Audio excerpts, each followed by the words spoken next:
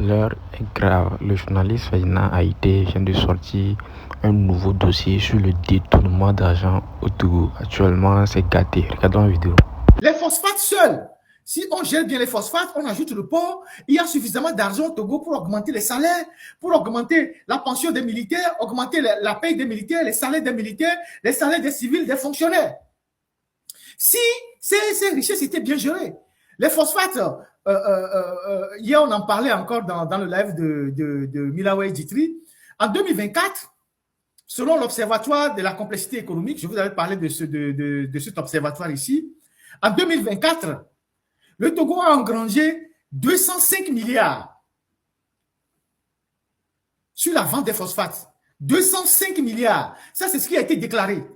Parce que, vous savez, il y a des rapports par les institutions multilatérales et tout ça. Donc, si vous cherchez les rapports, vous pouvez les trouver facilement, soit la CNUSED, soit l'Observatoire de la complexité économique, soit la BAD, soit le FMI, la Banque mondiale. Donc, il y a tellement de rapports. Notre problème au Togo, c'est qu'on ne lit pas, on est paresseux, on ne fouille pas, on ne recherche pas. On ne connaît pas les méthodes pour aller chercher les rapports.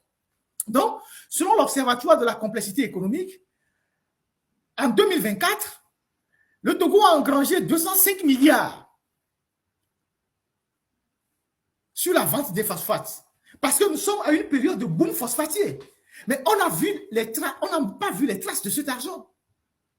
Et les premiers acheteurs du phosphate togolais, c'est d'abord l'Inde, ensuite l'Australie, la Nouvelle-Zélande, la Corée du Sud et l'Afrique du Sud. C'est les 5 pays au top qui achètent le phosphate togolais. Et donc, si en 2024, on a vendu, jusqu'à 205 milliards. 205 milliards. Et en 2025, peut-être pareil ou un peu plus, parce qu'aujourd'hui, la production va jusqu'à 1 600 000 tonnes de phosphate. Si on enlève les charges, on enlève les charges de la SNPT. Donc, et les investissements, je ne pense pas que les charges et les investissements de la SNPT peuvent coûter 100 milliards par an. Je ne crois pas. Parce qu'il y a des investissements qui sont immobilisés sur des années. Par exemple, les grosses machines, un certain nombre d'infrastructures qui sont immobilisées sur 20 ans, 30 ans, 40 ans. Donc, disons qu'au minimum, chaque année, on vend 200 milliards de phosphates, sans compter les phosphates qui ne sont pas répertoriés. 200 milliards. Et que dans les 200 milliards, on décide de mettre 100 milliards dans les caisses de l'État pour développer les villes, les localités, donner des bourses aux étudiants. Si chaque année, on met 100 milliards dans les caisses de l'État, on dit chaque région du Togo a 10 milliards pour faire les routes. La région des Savanes, 10 milliards. La région de la Kara, 10 milliards. La région des Plateaux, 10 milliards. La région maritime, 10 milliards. Pour faire les assainissements, les routes, chaque année, à moins de 4 ou 5 ans, nos villes vont changer. Donc, les 200 milliards là, les plus de 200 milliards, on ne sait pas où ça atterrit. On ne sait pas où ça va. Ça, c'est seulement les phosphates. C'est des rapports qui sont là que vous pouvez lire. C'est juste des phosphates. Donc, il y a quelqu'un au Togo, avec ses amis israéliens, qui vendent les phosphates et qui font disparaître l'argent.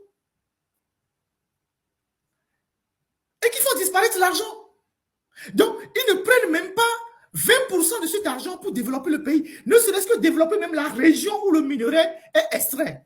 Et les gens sont dans la pauvreté extrême. Il n'y a pas de l'eau, il n'y a pas d'électricité, il n'y a pas de route. Et ces gens-là sont là et personne ne leur demande des comptes. Parce que ce sont les Israéliens qui vendent le phosphate togolais à l'extérieur.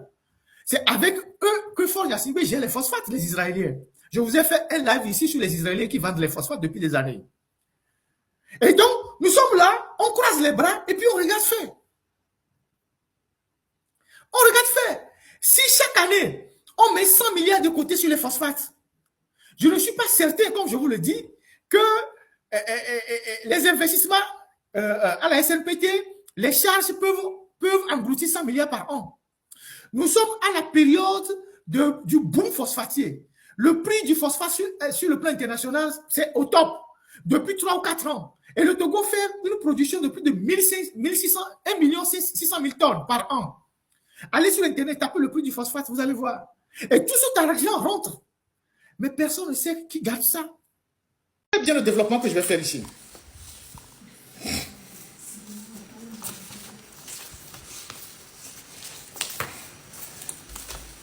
On sait que c'est l'hôpital d'Octalafia. Mais, qu'est-ce qu'ils ont fait? Ils ont créé dans cet hôpital d'Octalafia, dont le capital au départ est de 15 milliards, ils ont créé des mini-sociétés pour gérer, ils ont saucissonné l'hôpital en plusieurs petites sociétés. Ils ont saucissonné l'hôpital en plusieurs petites sociétés. Par exemple, ils ont une société qu'ils ont créée pour gérer la morgue, ils ont une société qu'ils ont créée pour gérer le restaurant de l'hôpital, ils ont une société qu'ils ont créée pour gérer le service ambulance de l'hôpital, et ils ont les sociétés comme ça, les unes après les autres. Et donc, on va commencer par la première société, c'est la société qui gère la morgue. Donc, ils ont créé un funérarium. Les documents, s'il vous plaît, c'est pas celle-là, c'est le document funérarium. Voilà. Voilà ce premier document. Regardez très bien ce document-là. C'est la société qu'ils ont créée pour gérer la morgue de d'Octalafia. Donc, ils appellent ça funérarium HDL. HDL, c'est hôpital d'Octalafia. Donc, ils ont un notaire, ils ont créé toutes ces sociétés-là auprès d'un seul notaire. Ils ont un notaire à Cara, au quartier Chaminade, sur la route nationale numéro 1. Un notaire qui s'appelle Maître Gaspard W. Vignon, oui, à Oignon. C'est chez lui qu'ils vont créer toutes leurs sociétés. Et donc, ils ont créé un funérarium. Donc, ils ont fait de la morgue une société à part. L'hôpital, dans son ensemble, a un capital de 15 milliards. Et dans l'hôpital, ils ont créé d'autres petites sociétés dont ils ont distribué les parts. Donc, le funérarium, société HDL, société à responsabilité limitée, au capital de 500 millions. Donc, le funérarium est une société à part entière dont le capital est de 500 millions. Donc, la Caisse nationale de sécurité a décidé d'ouvrir le capital, de son capital aux particuliers, aux personnes morales, en créant ces sociétés-là. Donc, je vous lis. Cession de capital social.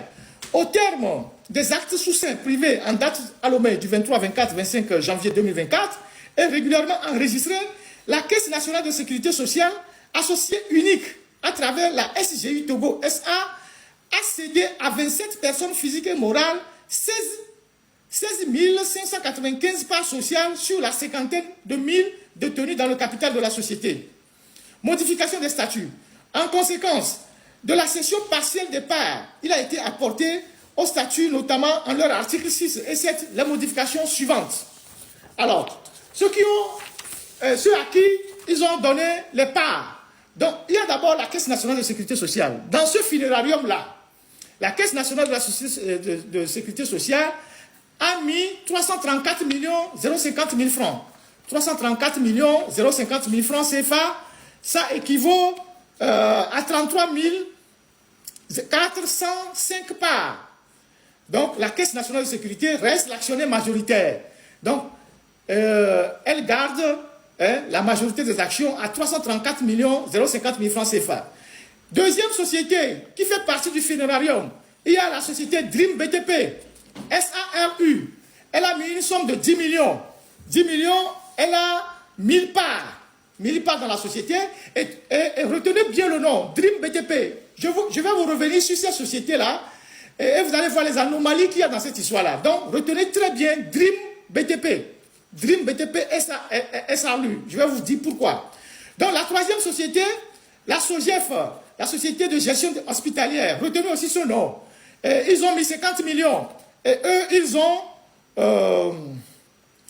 ils ont mis 50 millions. Oui, ils ont mis 50 millions. Ils ont mis 50 millions. Madame Nanja Miton, je ne la connais pas, elle a mis 2 millions. Madame Awade Abide Aheyou, épouse Dever, c'est la sœur de Madame Ingrid Awade. La sœur de Madame Ingrid Awade, elle s'appelle Madame Awade Abide. Et elle épouse un Français qui s'appelle Dever. Et je vais vous parler de ce Français après. Elle a mis 20 millions dedans. Elle a mis 20 millions dedans. Je ne sais pas s'ils sont au courant de tout ça, hein, mais je le dis. C'est pour ça que je vous ai dit de le taguer. Donc, je vous ai dit de taguer Fognassi, mais c'est lui qui nous parle de la minorité. Donc, la sœur de Ingrid Awade, elle a mis 20 millions dans la société de morgue là. Ils sont devenus des morguiers. C'est des thanatopracteurs. Donc, elle a mis 20 millions dedans. Sa soeur, elle épousait un Français.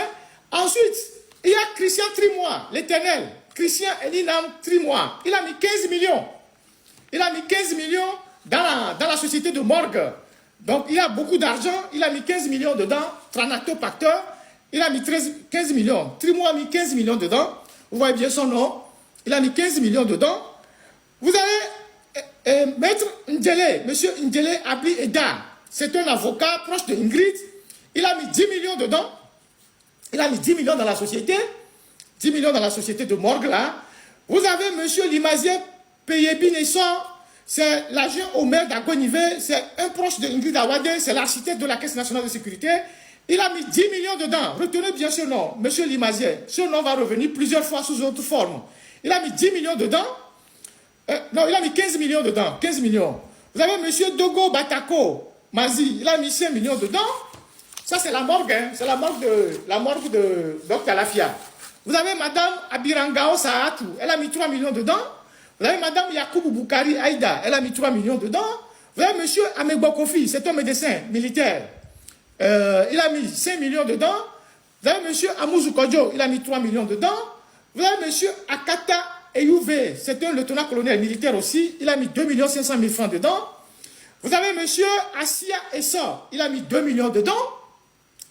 Vous avez Monsieur Akpovi Kosik Bezondé. Je pense que c'est le président de la Fédération togolaise de football. Il a mis 2 millions aussi dedans. Bon, lui, il est la fédération. Au lieu de nous amener des coupes, il va mettre de l'argent dans la morgue. Donc, lui, il a mis 2 millions dedans, Akpovi. Vous avez Monsieur Etienne Kokouvi. Il a mis 2 millions dedans. Vous avez une série d'enfants. Je pense que ce sont les enfants d'un avocat qui est proche de Madame Ingrid. Monsieur Tchekpi Régis, il a mis une somme de 2 millions dedans. C'est un enfant. Monsieur Tchekpi Mani Martial, il a mis